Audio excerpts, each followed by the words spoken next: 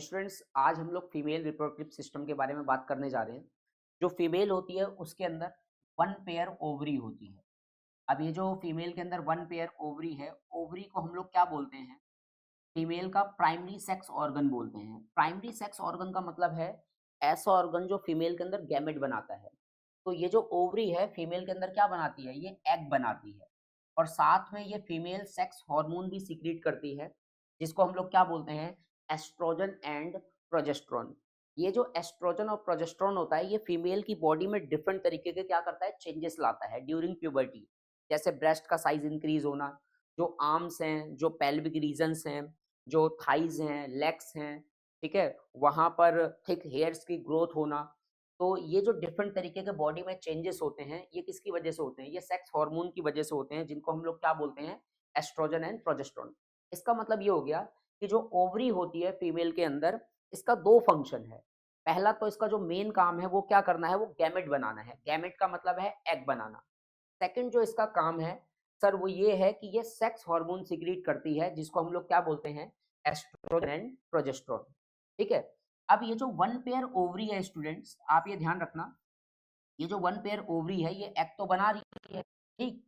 तो ये एग कैसे बनाती है? ये ऑल्टरनेट वे में क्या करती है? एग बनाती है। ऑल्टरनेट वे में का मतलब ये है कि फीमेल के अंदर हर मंथ एक एग रिलीज होता है, ठीक है।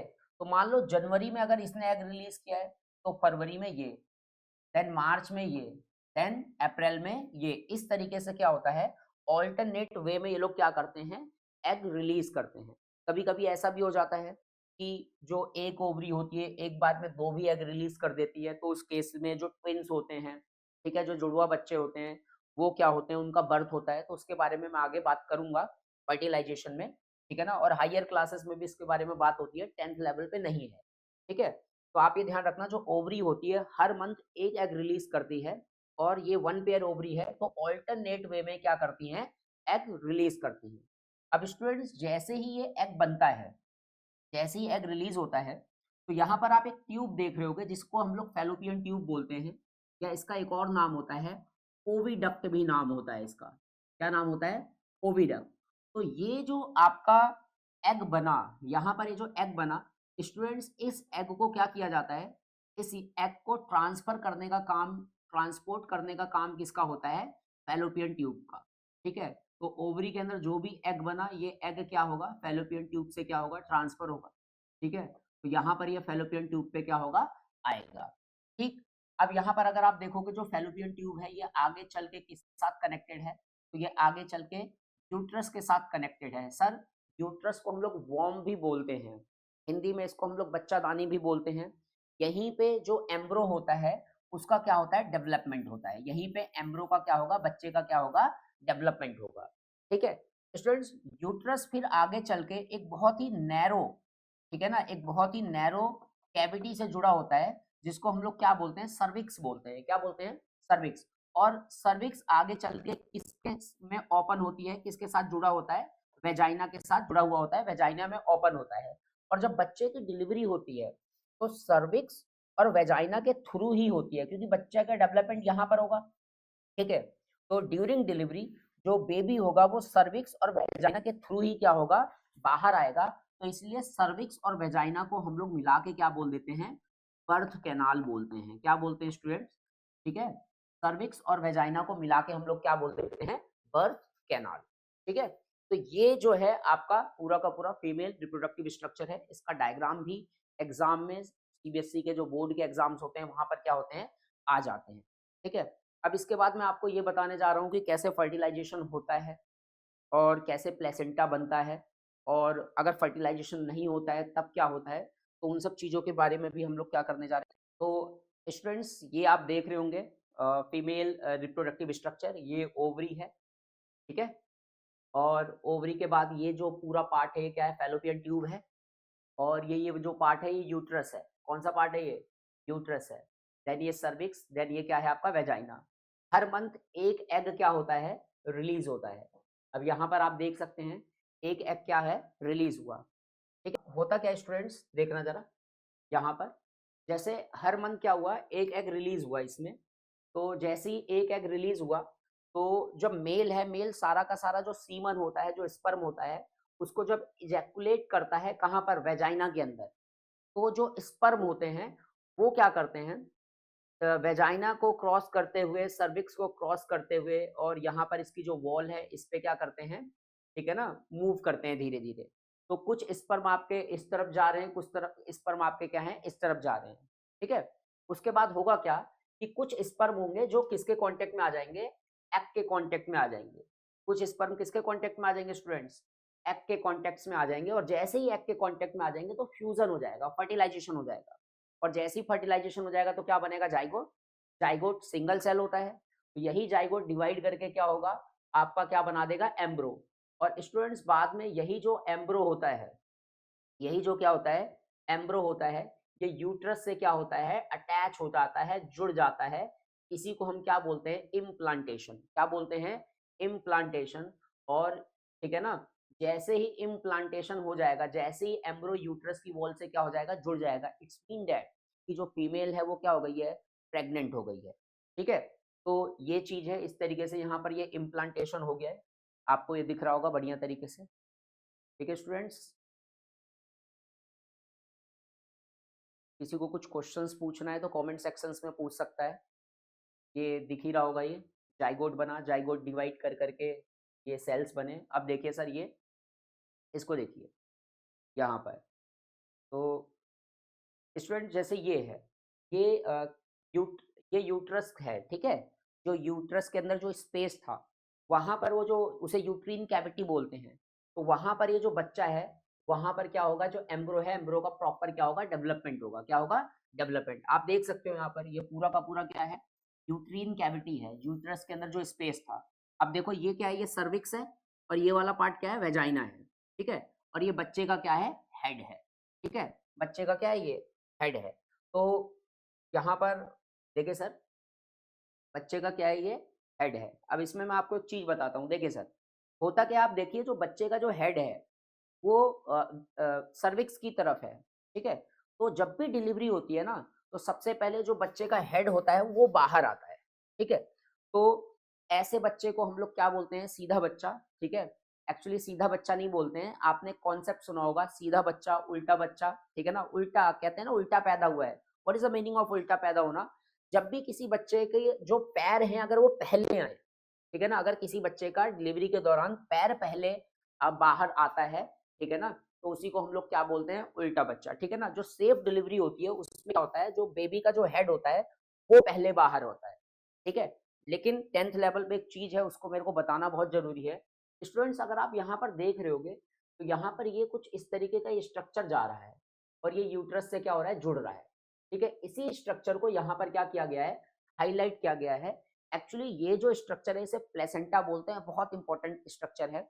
होता क्या है, जो मदर है और जो बच्चा है, ठीक है, उनके बीच में एक वेस्कुलर कनेक्शन होता है। वेस्कुलर कनेक्शन का मतलब ये है कि ये आप देख सकते हैं, ये यूट्रस की वॉल है, किसकी वॉल है, यूट्रस की वॉल है, ठीक है। और ये जो आप देख रहे होंगे, ठीक है, इसी से जो बेबी है वो क्या है, आपका जुड़ा हुआ है, ठीक है, जिसे नाल बोलते हैं, अम्बिलिकल कॉर्ड बोलते हैं। तो ये जो नाल या अम्बिलिकल कॉर्ड, ये जो नाल है या जो अम्बिलिकल क्या है, कॉर्ड है, ठीक है स्टूडेंट्स। ये जो नाल है, ये जो अम्बिलिकल क्या है, कॉर्ड है, ठीक है। ये यूट्रस की वॉल से जहां जुड़ रही है उसी हिस्से को हम लोग क्या बोल रहे हैं, प्लेसेंटा बोल रहे हैं। क्या बोल रहे हैं उसी हिस्से को, प्लेसेंटा। तो इस प्लेसेंटा के अंदर आप देखो बहुत सारे रेड रेड कलर की क्या है, आर्टरीज हैं, और ये जो ब्लू कलर्स के आपको ब्लड वेजल्स दिख रहे हैं, वेन्स हैं। तो ये क्या करते हैं, ये मदर से बच्चे को क्या करते हैं, नरिशमेंट देंगे। क्या देंगे, ये नरिशमेंट। जैसा ऑक्सीजन का ट्रांसपोर्टेशन होगा, न्यूट्रिएंट का ट्रांसपोर्टेशन होगा इसके थ्रू बच्चे के अंदर, जो भी बच्चे के अंदर वेस्ट बनेगा, कार्बन डाइऑक्साइड बनेगा, उसका ट्रांसपोर्टेशन होगा, ठीक है ना। और वो जो चीज होगी वो कहाँ जाएगी, मदर की बॉडी में जाएगी, ठीक है। ये यूट्रीन की वॉल है, किसकी वॉल है, यूट्रीन की वॉल, यूट्रस की वॉल है, ठीक। यूट्रस की वॉल, ठीक। यूट्रस की वॉल से मदर और बच्चे के बीच में एक कनेक्शन है, उसी कनेक्शन को हम क्या बोल रहे हैं, प्लेसेंटा बोल रहे हैं। तो ध्यान रखना, ये क्वेश्चन पूछा जाता है, व्हाट इज प्लेसेंटा।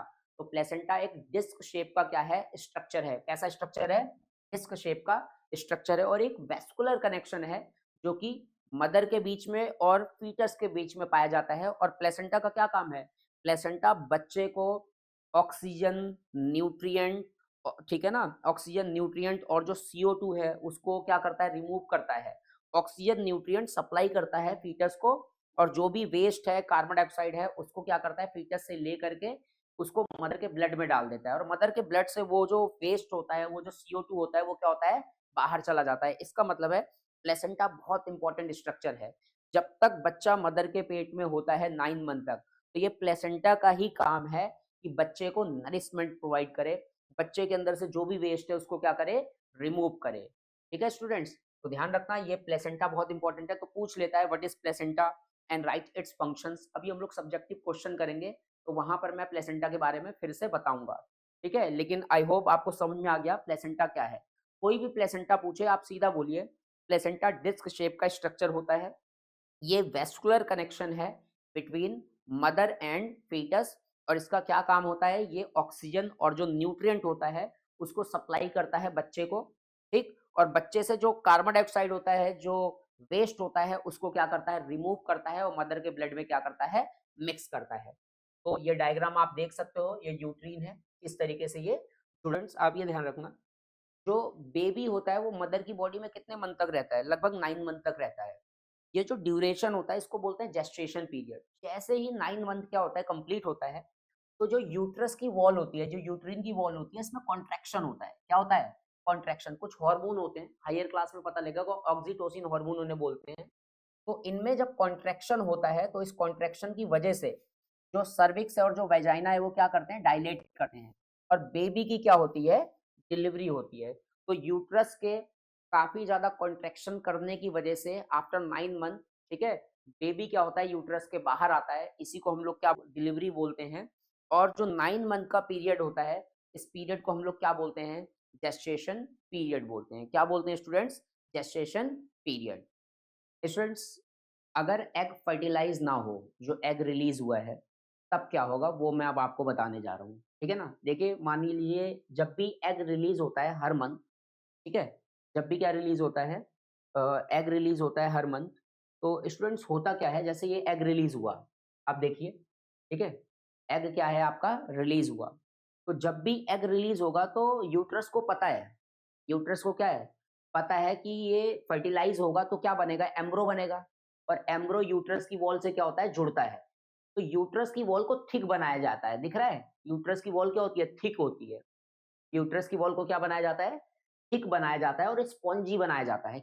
अगर आपसे पूछा जाए कि जो यूट्रस की वॉल होती है थिक या स्पॉन्जी क्यों होती है, तो आप ये बता देना, क्योंकि जब भी फर्टिलाइजेशन होगा तो यूट्रस की वॉल अगर थिक होगी, स्पॉन्जी होगी, इसमें बहुत सारे ब्लड वेसल होंगे, ठीक है, तो एम्ब्रो का जो इम्प्लांटेशन होगा, ठीक है, जो एम्ब्रो इसमें जो अटैच होगा वो बहुत आसानी से अटैच होगा। ठीक, लेकिन अगर एग रिलीज हुआ और एग का फर्टिलाइजेशन हुआ ही नहीं, तब क्या होगा, तब तो इस लाइनिंग की जरूरत ही नहीं है ना। ठीक है, तब इस लाइनिंग की जरूरत ही नहीं है। अगर एग रिलीज हुआ और एग का फर्टिलाइजेशन ही नहीं हुआ, तो इस लाइनिंग की जरूरत ही नहीं है। क्यों नहीं है, क्योंकि एम्ब्रो तो बनेगा ही नहीं ना। इसको थिक क्यों किया गया था, ताकि एम्ब्रो क्या कर सके, इससे अटैच हो सके। लेकिन दिक्कत ये है कि एम्ब्रो तो बना ही नहीं, तो जब एम्ब्रो बनता नहीं है तो बॉडी क्या करती है, इस लाइनिंग को तोड़ देती है, और एग भी क्या हो जाएगा, डैमेज हो जाएगा, डेड हो जाएगा, खत्म हो जाएगा। अब ये लाइनिंग क्या हो जाएगी, टूट जाएगी। और जैसी ये लाइनिंग टूटेगी, तो जो ब्लड होता है वो वेजाइना से क्या होता है, बाहर आएगा, ब्लड बाहर आएगा, म्यूकस बाहर आएगा, वाटर बाहर आएगा, अनफर्टिलाइज एग बाहर आ जाएगा। इसी को हम लोग स्टूडेंट्स क्या बोलते हैं, ठीक है ना, एमसी बोलते हैं, मेंस्ट्रुअल साइकिल बोलते हैं, या पीरियड बोलते हैं, जो कि फीमेल के अंदर हर मंथ होता है। वो भी तब होता है जब एग फर्टिलाइज ना हो। ठीक है, अगर कोई फीमेल सेक्सुअली एक्टिव है, ठीक है, और अगर उसमें एमसी मिस हो जाए, मान लो 2 तारीख को एमसी आने वाली थी, ठीक है, और अगर उसके अंदर एमसी क्या हो जाए, मिस हो जाए 5-7 दिन के लिए, ठीक है, तो एक पॉसिबिलिटी होती है कि मे बी वो क्या हो, प्रेग्नेंट हो। तो स्टूडेंट्स अब हम कुछ क्वेश्चंस ले लेते हैं जो सीबीएसई में आए हुए हैं, सब्जेक्टिव क्वेश्चंस। पहला question, what happen when egg is not fertilise, अगर एग फर्टिलाइज ना हो तो क्या होगा। देखिए sir, if the egg is not fertilise, अगर एग फर्टिलाइज नहीं होता है, तो जो ओवरग्रोन लाइनिंग है, अभी जो मैंने आपको बताया कि जो यूट्रस है उसकी वॉल क्या हो जाती है, थिक हो जाती है, ताकि एम्ब्रो का उससे अटैचमेंट हो सके, आसानी से इम्प्लांटेशन हो सके। तो ओवरग्रोन जो लाइनिंग होती है यूट्रस की वो क्या होती है, ब्रेक हो जाती है। तो यूट्रस की जो ओवरग्रोन लाइनिंग होती है, कौन सी लाइनिंग, ओवरग्रोन जो लाइनिंग होती है यूट्रस की, वो स्टूडेंट्स क्या हो जाएगी, टूट जाएगी, ब्रेक हो जाएगी। ठीक है, ये जो यहाँ पर लाइनिंग होगी, ये जो लाइनिंग होगी ये ब्रेक हो जाएगी। ठीक है, लाइनिंग क्या हो जाएगी, ब्रेक हो जाएगी। और वेजाइना से क्या होगा, ठीक, ब्रेक होने के बाद ये जो है ना, और जो अनफर्टिलाइज आपका एग है, वेजाइना से क्या निकलेगा, ब्लड निकलेगा, साथ में म्यूकस निकलेगा, अनफर्टिलाइज एग निकलेगा। ये सारी चीजें जो पास आउट होंगी वेजाइना से, इसी को हम लोग क्या बोलते हैं, एमसी बोलते हैं। क्या बोलते हैं, एमसी, मेंस्ट्रुअल साइकिल। और ये तब होता है जब एग फर्टिलाइज नहीं होता है। ये जो साइकिल होती है फीमेल में हर मंथ होती है, ठीक, और इसी को मेंस्ट्रुएशन बोलते हैं। ठीक, और ये लगभग कितने से कितने दिन तक रहता है, 2 से 8 दिन तक रहता है, मोस्टली 5 डेज। ठीक, अलग अलग फीमेल्स में अलग अलग रहता है, कुछ में 3 दिन भी रहता है, 4 दिन भी रहता है। एक एवरेज दे दिया है यहाँ पर 2 से 8 दिन। ठीक है, नेक्स्ट देखिए सर, यहाँ पर क्वेश्चन है, देखिए, fertilisation take place in the, बताइए स्टूडेंट्स, फर्टिलाइजेशन कहाँ होता है। तो फॉलिकल तो ये, इससे एग बनता है, इससे तो कोई लेना देना ही नहीं है। ठीक, यूट्रस में तो इम्प्लांटेशन होता है। इम्प्लांटेशन मतलब जब बच्चा, मतलब फर्टिलाइजेशन होने के बाद जो एम्ब्रो बनता है वो एम्ब्रो इम्प्लांट होता है। ठीक है, तो जो ओविडक्ट होता है, जो फैलोपियन ट्यूब होता है, आपने देखा होगा। ठीक है, वीडियो जब मैं आपको दिखा रहा था, डायग्राम जब आपको बता रहा था, तो ओविडक्ट या जो इसी को हम लोग क्या बोलते हैं, फैलोपियन ट्यूब बोलते हैं। क्या बोलते हैं, फैलोपियन ट्यूब। इसी के अंदर एक्चुअल में क्या होता है, फर्टिलाइजेशन होता है। Next, the period of pregnancy is called, बताइए कमेंट में जल्दी जल्दी बताइए आप लोग। ठीक है, जो 9 मंथ का पीरियड होता है, जो 9 मंथ का पीरियड होता है प्रेगनेंसी का, उसको हम लोग क्या बोलते हैं, तो ध्यान रखना, उसको हम लोग बोलते हैं जेस्टेशन पीरियड। क्या बोलते हैं स्टूडेंट्स, जेस्टेशन पीरियड। ठीक है, नेक्स्ट क्वेश्चन ये कह रहा है, placenta is extremely essential for the foetal development. कह रहा है प्लेसेंटा फीटल डेवलपमेंट के लिए बहुत ज्यादा जरूरी क्यों है। अब कुछ बच्चे सोचेंगे क्या लिखना है, तो कुछ आपको लिखना नहीं है, बस आपको प्लेसेंटा के बारे में बताना है कि प्लेसेंटा का फंक्शन क्या है। मैंने आपको ऑलरेडी बता रखा है कि सर प्लेसेंटा डिस्क शेप का क्या है, स्ट्रक्चर है। ये वेस्कुलर कनेक्शन है, वेस्कुलर मतलब ब्लड वेजल, आर्टरी वेन्स, बच्चे और मदर के बीच में वेस्कुलर कनेक्शन होता है, जिसके थ्रू जो बेबी होता है उसको ऑक्सीजन और न्यूट्रिएंट मिलता है, और बेबी के अंदर जो कार्बन डाइऑक्साइड और जो वेस्ट बनता है, प्लेसेंटा उसको क्या करता है, निकालता है, और मदर के ब्लड में क्या कर देता है, डाल देता है, और मदर की बॉडी से क्या होता है, बाहर चला जाता है। तो ये प्लेसेंटा का क्या है, काम है। तो प्लेसेंटा अगर होगा ही नहीं तो बच्चे को ऑक्सीजन न्यूट्रिएंट मिलेगा ही नहीं, तो क्या बच्चे का डेवलपमेंट हो पाएगा, नहीं हो पाएगा। तो इसलिए बोला है placenta is a special tissue by means of which embryo get, इसी की वजह से एम्ब्रो को क्या मिलता है सर, न्यूट्रिशन मिलता है। क्या मिलता है, न्यूट्रिशन फ्रॉम मदर ब्लड। ठीक, विलाई प्रेजेंट, प्लेसेंटा के ऊपर कुछ विलाईज होते हैं जो कि सरफेस एरिया बढ़ाते हैं। क्या बढ़ाते हैं, सरफेस एरिया। तो अगर सरफेस एरिया क्या होगा, ज्यादा होगा, तो जो ऑक्सीजन होगा, जो न्यूट्रिएंट होगा, जो ग्लूकोज होगा, वो ज्यादा से ज्यादा मदर के ब्लड से किसको मिलेगा, बच्चे को मिलेगा। ठीक है, और जो वेस्ट जनरेट होता है, जो वेस्ट बनता है एम्ब्रो के अंदर, इसको भी रिमूव करने का काम किसका होता है, प्लेसेंटा का ही होता है।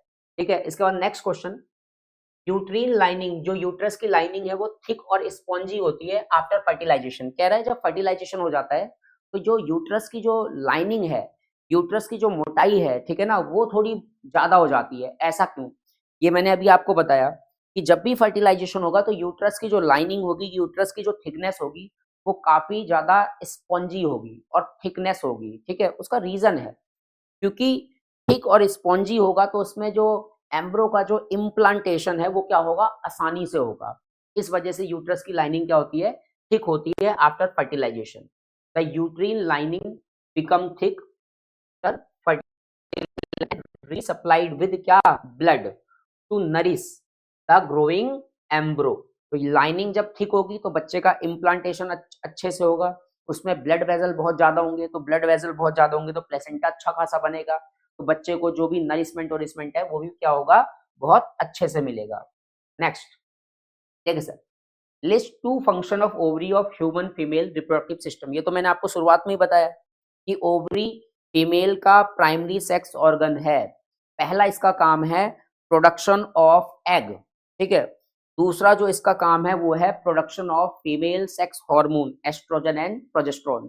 और आपको पता होना चाहिए जब कोई भी लड़की मदर के पेट में होती है तो थाउजेंड्स ऑफ जो oogonia होते हैं, जो एग्स होते हैं, वो ऑलरेडी उसके ओवरी के अंदर क्या हो चुके होते हैं, बन चुके होते हैं। लेकिन जैसे ही वो प्यूबर्टी में आती है, किस में आती है, प्यूबर्टी में, तो एग बनना क्या होते हैं, स्टार्ट हो जाते हैं। ठीक है स्टूडेंट्स, इसके बाद देखिए सर, ये फंक्शंस बताए रखे हैं। What is the main difference between sperm and egg of human. ये कह रहा है स्पर्म और एग और ह्यूमन में क्या डिफरेंस है। सर अभी तो जेनेटिक्स आपको बताया नहीं है, वहां पर जब सेक्स डिटरमिनेशन पढ़ाते हैं तो वहां पर बताते हैं, लेकिन फिर भी देखिए सर, जो स्पर्म होता है उसमें 22 प्लस में वाई क्रोमोजोम होता है। क्या होता है, 22 प्लस में वाई। और एग में क्या होता है, 22 प्लस में क्या होता है, एक्स। ठीक है, तो दोनों में 23 क्रोमोजोम होते हैं, लेकिन इसमें 22 ऑटोजोम होते हैं। और ये जो वाई है ये आपका सेक्स क्रोमोजोम है, इसमें भी 22 क्या है, ऑटोजोम है। और ये जो एक्स है ये क्या है, आपका सेक्स क्रोमोजोम है, जो कि सेक्स डिसाइड करता है लड़का होगा या लड़की। कभी भी वाई क्रोमोजोम जाएगा तो लड़का होगा, और अगर एक्स एक्स जा रहे हैं तो लड़की होगी। आगे चल के इस पे बात होगी। The main difference between sperm and egg of human dad. Sperm के पास क्या होता है, एक्स और वाई क्रोमोजोम। जो स्पर्म हो सकता है उसमें एक्स भी हो सकता है और वाई भी हो सकता है। ये ऐसा क्यों बोल रहे हैं, देखिए जो मेल होता है ना उसमें 44 प्लस में एक्स वाई होता है। अब जो गैमेट होते हैं उसमें तो आधे हो जाएंगे, तो इसमें ऐसा बन सकता है 22 प्लस में एक्स, और क्या बन सकता है 22 प्लस में वाई। भाई आधा इसका एक एक्स, आधा इसका ये। और जो फीमेल होता है ना उसके अंदर 44 प्लस में एक्स एक्स है, तो उसके अंदर जब भी गैमेट बनेगा वो हमेशा कैसा बनेगा, 22x और 22x। ठीक है, गैमेट्स में जो भी होते हैं वो आधे हो जाते हैं। ठीक, और ये किस चीज में हेल्प करते हैं, ये सेक्स को डिटरमाइन करने में क्या करते हैं स्टूडेंट्स, हेल्प करते हैं। ठीक, next, what is placenta, explain its function. तो प्लेसेंटा के बारे में हम बात कर चुके हैं। Which one of the following is not a part of human female reproductive system. देखते हैं, ओवरी, यस ये पार्ट है। यूट्रस ये भी पार्ट है। ओविडक्ट फैलोपियन ट्यूब ये भी पार्ट है। सेमिनल वेसिकल ये किसका पार्ट है, ये मेल का पार्ट है। याद होगा एल्कलीन सिक्रीशन करता है, मिल्की सिक्रीशन करता है, फ्रक्टोज, कैल्शियम, ये सब सिक्रीशन करते हैं ये।